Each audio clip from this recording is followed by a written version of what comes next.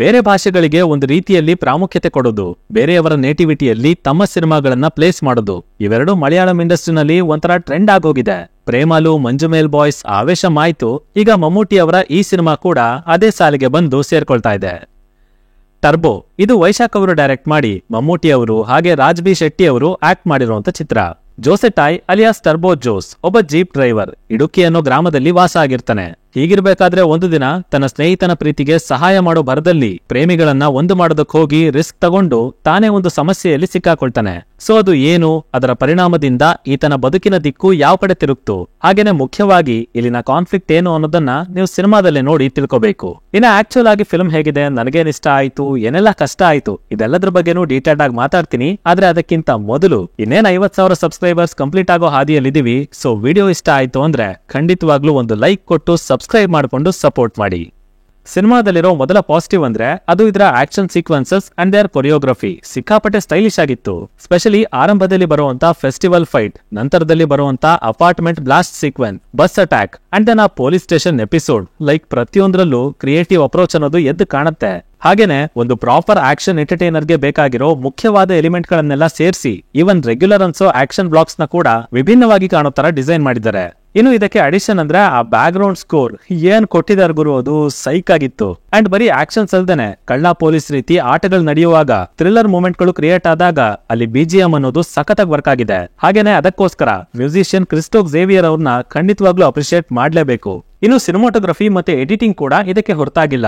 Because actions ಅಲ್ಲಿ ಬಂದಿರುವಂತಹ output ಏನಿದೆ ಅದರಲ್ಲಿ ಮುಖ್ಯವಾದ ಪಾತ್ರ ವಹಿಸಿರೋದೆ ಆ visuals and it's magnitude. Slow motions ಅಂತೂ ಇದ್ದೇ ಇದೆ, ಬಟ್ ಅದಕ್ಕಿಂತ ಹೆಚ್ಚಾಗಿ ಕ್ಯಾಮ್ರಾ ಫ್ರೇಮಿಂಗ್ ಮೇಲೆ ಒತ್ತು ಕೊಟ್ಟು ಒಂದು ಡಿಫ್ರೆಂಟ್ ಫೀಲ್ ನ ಕೊಡೋದಕ್ಕೆ ಹೋದ್ರಲ್ಲ.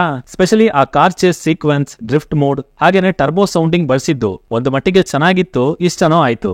ಪರ್ಫಾರ್ಮೆನ್ಸಸ್ ಕಡೆ ಬಂದ್ರೆ ಆಸ್ ಯೂಶುವಲ್ ಮಮ್ಮೂಟಿ ಅವರು ತಮ್ಮ ಪ್ರೆಸೆನ್ಸ್ ಮತ್ತೆ ನ್ಯಾಚುರಲ್ ಆಕ್ಟಿಂಗ್ ಮೂಲಕನೇ ಗಮನ ಸೆಳೀತಾರೆ. ಅಂಡ್ ರೀಸೆಂಟ್ಲಿ ಬಂದಿರೋ ಸಿನಿಮಾಗಳನ್ನ ನೋಡಿದ್ರು ಒಬ್ಬ ಸ್ಟಾರ್ ಅನ್ನೋದನ್ನ ಪಕ್ಕಕ್ಕಿಟ್ಟು ಒಂದಕ್ಕಿಂತ ಒಂದು ವಿಭಿನ್ನವಾಗಿ ತರಹೇವಾರಿ ಪಾತ್ರಗಳನ್ನ ಮಾಡ್ತಾ ಇದ್ದಾರೆ. ಅಷ್ಟಲ್ದೇನೆ ಆ ಕ್ಯಾರೆಕ್ಟರ್ ಡಿಮ್ಯಾಂಡ್ ಮಾಡುವಂತ ಚೇಂಜ್ ಓವರ್ ನ ಆನೆಸ್ಟ್ ಆಗಿ ಕೊಡ್ತಾ ಇದಾರಲ್ಲ, ಅದು ನಿಜವಾಗ್ಲೂ ಅಪ್ರಿಶಿಯೇಟ್ ಮಾಡ್ಬೇಕಾಗಿರೋ ವಿಚಾರ.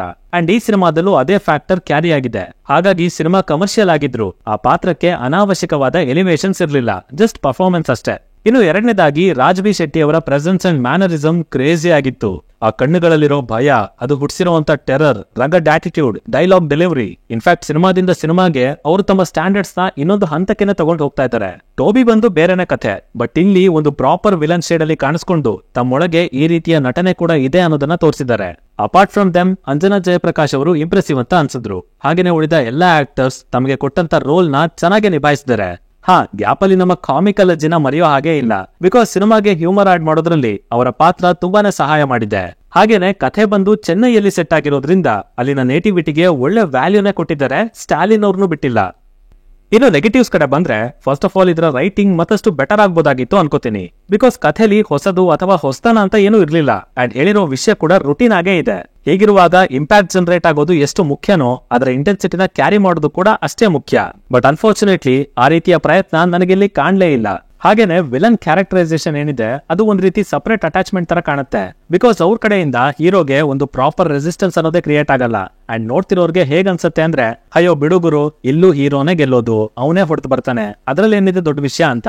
ಅಂಡ್ ಆಲ್ಸೋ ಅದು ಹಾಗೆ ಕಂಟಿನ್ಯೂ ಆಗಿ ಸೆಕೆಂಡ್ ಹಾಫ್ ಅಲ್ಲಿರೋ ಆಕ್ಷನ್ಸ್, ಅವುಗಳ ಡಿಸೈನಿಂಗ್ ಚೆನ್ನಾಗಿದ್ರು ಅಲ್ಲಿ ಅಷ್ಟೊಂದು ಎಕ್ಸೈಟ್ಮೆಂಟ್ ಅಂತ ಉಳ್ಕೊಳ್ಳೋದಿಲ್ಲ. ಬಿಕಾಸ್ ಆಲ್ರೆಡಿ ಎಲ್ಲದು ಸುಲಭ ಅಂತ ಅನಿಸ್ತಾ ಇರತ್ತಲ್ವಾ, ಹೀರೋಗೂ ಡೌನ್ ಫಾಲ್ ಬರ್ತಿರೋದಿಲ್ಲ, ಸ್ಟೋರಿ ಕೂಡ ಪ್ರೆಡಿಕ್ಟಬಲ್ ಆಗಿ ಹೋಗ್ತಾ ಇರತ್ತೆ. ಸೊ ಆ ಒಂದು ಫ್ಯಾಕ್ಟರ್ ನ ಡೈರೆಕ್ಟರ್ ಅವರು ಇನ್ನೂ ಬೆಟರ್ ಆಗಿ ಹ್ಯಾಂಡಲ್ ಮಾಡಬಹುದಾಗಿತ್ತು. ಜೊತೆಗೆ ರಾಜ್ ಬಿ ಶೆಟ್ಟಿ ಅವರ ಕ್ಯಾರೆಕ್ಟರ್ಗೆ ಇನ್ನೊಂದಷ್ಟು ಡೆಪ್ತ್ ಕೊಟ್ಟು ಕಾನ್ಫ್ಲಿಕ್ಟ್ ನ ಚೆನ್ನಾಗಿ ಬರ್ಕೊಂಡು ಎಲ್ಲದೂ ಕಷ್ಟ ಅನ್ಸೋ ತರ ಇಂಟೆನ್ಸಿಟಿನ ಕ್ರಿಯೇಟ್ ಮಾಡಿದ್ರೆ ಓವರ್ ಆಲ್ ಎಕ್ಸಿಕ್ಯೂಷನ್ ಮತ್ತಷ್ಟು ದೊಡ್ಡದಾಗೆ ಬಂದಿರೋದು ಅಂತ ಹೇಳ್ತೀನಿ. ಟೋಟಲ್ ಆಗಿ ಇದೊಂದು above average to decent watch cinema and theatrically worth watch ಅಂತಾನೆ ಹೇಳ್ತೀನಿ. ಆಕ್ಷನ್ಸ್ ಚೆನ್ನಾಗಿದೆ, ಬಿಜಿಎಂ ಒಳ್ಳೆ ಫೀಲ್ ನ ಕೊಡುತ್ತೆ. ಸೊ ಆ ರೀತಿ ಆಕ್ಷನ್ ಎಂಟರ್ಟೈನರ್ ಗಳನ್ನ ಇಷ್ಟಪಡೋರು ಒಂದ್ಸಲ ಟ್ರೈ ಮಾಡಬಹುದು. ಹಾಗೇನೆ ರಾಜ್ ಬಿ ಶೆಟ್ಟಿ ಅವ್ರನ್ನ ಔಟ್ ಅಂಡ್ ಔಟ್ ವಿಲನ್ ಆಗಿ ನೋಡ್ಬೇಕು ಅಂತಿದ್ರೆ ನೀವು ಕೂಡ ಇದಕ್ಕೆ ಹೋಗ್ಬೋದು. ಬಟ್ ಉಳಿದವ್ರಿಗೆ ನಿಮ್ ಇಷ್ಟ ಅಂತ ಹೇಳ್ತೀನಿ. ಇನ್ನ ನೀವೇನಾದ್ರೂ ಆಲ್ರೆಡಿ ಈ ಸಿನಿಮಾನ ನೋಡಿ ಆಗಿದ್ರೆ ಇದು ನಿಮಗೆ ಯಾವ ತರ ಅನುಭವ ಕೊಡ್ತು ಅನ್ನೋದನ್ನ ಕೆಳಗಡೆ ತಪ್ಪದೇನೆ ಕಮೆಂಟ್ ಮಾಡಿ ತಿಳಿಸ್ಬಿಡಿ. ಡಿಸ್ಕಷನ್ಸ್ ಮಜವಾಗಿರುತ್ತೆ. ಸೈನಿಂಗ್ ಆಫ್, ಲಿಖಿತ್.